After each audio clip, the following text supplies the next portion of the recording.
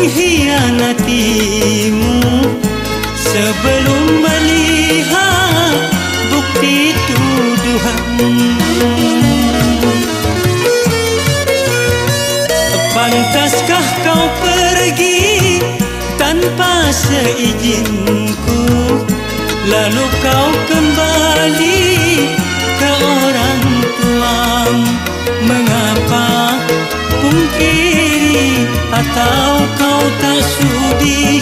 Mengapa kau lari? Apa yang kau cari?